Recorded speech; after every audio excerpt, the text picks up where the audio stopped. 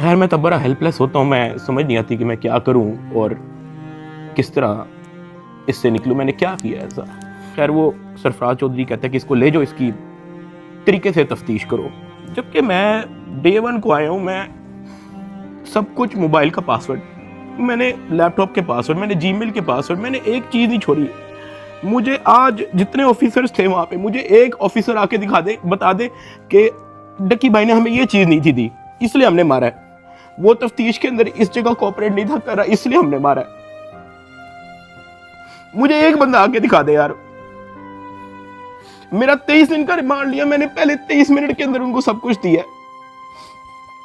हाँ, वही डकी भाई जिसने अपनी रिसेंटली अपलोडेड 1 घंटे की वीडियो में अपने साथ होने वाली फिजिकल और वर्बल अब्यूज की पूरी स्टोरी बता दी।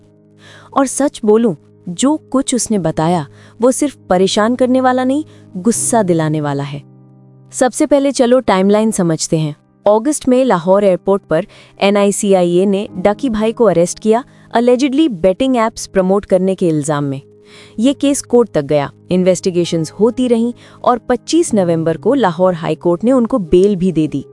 लेकिन बेल मिलने के बावजूद भी उनको रिलीज नहीं किया गया और यहीं से स्टोरी और डार्क हो जाती है। डकी के मुताबिक जब उनको NICIA की कस्टडी में रखा गया, तब उनकी मुलाकात होती है एडिशनल डायरेक्टर सरफराज चौधरी से। और यहाँ से वो चैप्टर शुरू होता है जिसको सुनकर कोई भी नॉर्मल बंदा का खून खौल जाए। डकी के वर्ड्स हैं, वो खुद खड़ा हुआ, मुझे गालियां देने लगा, फिर थप्पड़ पे थप्पड़, इतने ज्यादा कि मुझे काउंट ही नहीं रहा। सोचो, एक यूट्यूबर जिसके 9 मिलियन सब्सक्राइबर्स हैं, जिसका काम सिर्फ कंटेंट बनाना है, उसको इस तरह ट्रीट किया जाता है सिर्फ इसलिए क्योंकि वो पूछता है कि मेरा पैसा यूट्यूब से आता है। और फिर आता है सबसे शॉकिंग पार्ट। आपने पॉडकास्ट में एक बात सुनी होगी, $326,000 का जिक्र। डकी ने अपनी वीडियो में बताया कि इन्वेस्टिगेटिंग ऑफिसर ने डायरेक्टली उससे बोला, बाइनेंस खोलो। डकी के सारे ट्रेडिंग पोजीशंस क्लोज करवा दिए, उसके टोकन्स लॉस पर कन्वर्ट कर दिए, सब कुछ USD में बदलकर उससे ट्रांसफर करवाया और वो पैसा अलेजिडली आयो ने अपने पर्सनल अकाउंट में डाल दिया। मतलब ये किसी फिल्म का सीन नहीं, ये रियलिटी है। एक आदमी जो इन्वेस्टिगेशन में कोऑपरेट कर रहा था, जिसको बेल मिल चुकी थी, उसके साथ इस तरह का पावर अब्यूज, ये सिस्टम की सबसे बड़ी मिसमैनेजमेंट का सबूत है। डकी के मुताबिक कस्टडी के पहले दिन उनके साथ सबसे ज्यादा बुरा हुआ।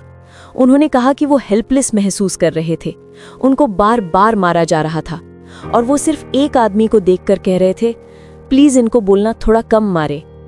बंदा क्या करे, अकेले हो, किसी से बात नहीं, कोई सुनने वाला नहीं, सिर्फ एक ही चीज रहती है, सब्र। अब NICIA का ऑफिशियल स्टेटमेंट भी आ गया। उनका कहना है कि इंस्टीट्यूशंस करप्ट नहीं होते, इंडिविजुअल्स होते हैं और इन्वेस्टिगेशन चल रही है। ठीक है, बात समझ आती है, लेकिन सवाल यह उठता है कि जब तक इन्वेस्टिगेशन होती रहेगी, डकी जैसे कितने लोग इस अब्यूज का शिकार होते रहेंगे। और इंटरेस्टिंग बात यह है कि अक्टूबर 28 को ही 6 NICIA ऑफिशियल्स को अरेस्ट किया गया था ब्राइबरी और मिसयूज ऑफ अथॉरिटी के चार्जेस में। उनमें वही लोग शामिल थे जिनके ऊपर डकी ने एलिगेशंस लगाए थे, सरफराज चौधरी, जवार, सब इंस्पेक्टर अली रजा, असिस्टेंट डायरेक्टर शोएब रियाज, यासिर गुजर, मुजतबा कामरान और बाकी स्टाफर्स। केस का FIR भी डकी की वाइफ अरूब जटोई ने फाइल किया था। आप सोचो, डकी कस्टडी में था, घर वाले हेल्पलेस थे और वाइफ को खुद FIR तक करनी पड़ी। ये कोई छोटी बात नहीं है, ये एक पूरा सिस्टम का ब्रेकडाउन है। अब मैं एक बात क्लियर कर दूं, डकी भाई पर पैसों की वजह से इतना जुल्म किया गया। अगर बिग ब्रदर जैसे ऑफिसर मौजूद हों हर अदारे में, तो करप्ट ऑफिसर के खिलाफ कार्रवाई की जा सकती है और अदारों को साफ किया जा सकता है। अगर आज डकी के साथ हुआ है, कल किसी और के साथ होगा, फिर हम सिर्फ सोशल मीडिया पर आउटरीच करेंगे और केस फिर चलता रहेगा। इस वीडियो का मकसद ये नहीं है कि हमें सिस्टम से नफरत हो, मकसद ये है कि अगर कोई सेलिब्रिटी या 9 मिलियन सब्सक्राइबर वाला बंदा भी सेफ नहीं है, तो आम आदमी कितने वल्नरेबल होंगे। डकी भाई ने हिम्मत दिखाकर अपनी स्टोरी पब्लिक की। वो आसान नहीं होता। पब्लिक फिगर होकर अपनी ट्रॉमा शेयर करना हर कोई नहीं कर सकता। और इसीलिए जितना भी सपोर्ट उनको मिल रहा है वो बिल्कुल डिजर्व्ड है। अगर कोई ऑफिसर गलत काम करे, उसकी सीट उसका शील्ड नहीं बन सकती। जब तक सिस्टम उन इंडिविजुअल्स को अकाउंटेबिलिटी नहीं देता, तब तक जस्टिस सिर्फ एक सपना ही रहेगा। और डकी के लिए हम तुम्हारे साथ हैं। आवाज उठाना मुश्किल होता है, लेकिन तुमने उठाई और पूरी कम्युनिटी तुम्हारे साथ खड़ी है।